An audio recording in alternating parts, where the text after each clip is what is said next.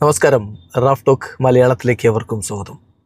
ISLലെ Kerala Blasters തകർപ്പൻ ജയമാണ് സ്വന്തമാക്കിയിരിക്കുന്നത്. മിക്കായൽ സ്റ്റെറയെ പുറത്താക്കിയതിന് ശേഷമുള്ള ആദ്യ മത്സരം എന്നുള്ളതുകൊണ്ട് എല്ലാവരും ആകാംക്ഷയോടുകൂടി ഉറ്റുനോക്കിയൊരു പോരാട്ടമാണ്. ഏകപക്ഷീയമായ 3 ഗോളുകൾക്ക് മുഹമ്മദ് നസിയെ പരാജയപ്പെടുത്തിയിരിക്കുന്നു. കളിയിൽ കേരള ബ്ലാസ്റ്റേഴ്സിന് വേണ്ടി നോഹ് സദോയിയും കോയഫുമാണ് ഗോളടിച്ചത്. പിന്നെ ഒരു ഗോള് മുഹമ്മദ് നസിയുടെ ഗോൾ കീപ്പർ ഒരു സൂപ്പർമാൻ പഞ്ചിന് പോയി കോർണർ സ്വന്തം വലയിലേക്ക് പഞ്ച് ചെയ്തിട്ടു. അവിടെ മുതലാണ് ബ്ലാസ്റ്റേഴ്സ് ഗോളടിയിലേക്ക് കടന്നുപോയത്. അങ്ങനെ 3-0 മികച്ചൊരു വിജയം സ്വന്തമാക്കുന്നു. ഹീസസ് ഹിമെനസ് ഇന്ന് സ്ക്വാഡിൽ ഉണ്ടായിരുന്നില്ല.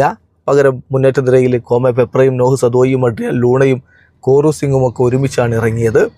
കളിയുടെ ആദ്യ പകുതി ഗോൾ രഹിതം, പ്രത്യേകിച്ച് അത്ര നല്ല ചാൻസ് ഒന്നും ഉണ്ടാക്കിയെടുത്തിരുന്നില്ല എന്നുള്ളതാണ് യാഥാർത്ഥ്യം. രണ്ടാം പകുതിയിൽ പക്ഷേ 62ാമത്തെ മിനിറ്റിൽ അവരുടെ ഗോൾ കീപ്പറുടെ ഞാൻ നേരത്തെ പറഞ്ഞ ആ ഒരു സൂപ്പർമാൻ പഞ്ച് സ്വന്തം വലയിലേക്ക് പന്തെത്തിച്ചതോടെ ബ്ലാസ്റ്റേഴ്സിൻ്റെ ഗോളടി തുടങ്ങുകയായി.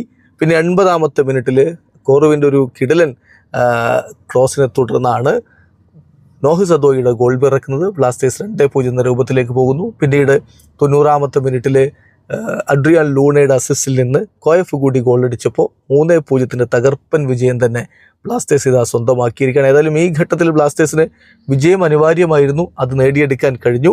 ഇപ്പം 13 കളികളിൽ നിന്ന് 14 പോയിൻ്റായി ബ്ലാസ്റ്റേഴ്സ് 10ാം സ്ഥാനത്ത്. മുഹമ്മദ് നസി ലീഗിൽ ഏറ്റവും അവസാന സ്ഥാനത്ത് തുടരുകയും ചെയ്തു. വീഡിയോ അവസാനിക്കുന്നു. ഫുട്ബോൾ ലോകത്തെ കൂടുതൽ വിശേഷങ്ങളുമായി റാഫ് ടോക്സ് വീണ്ടും എത്താം.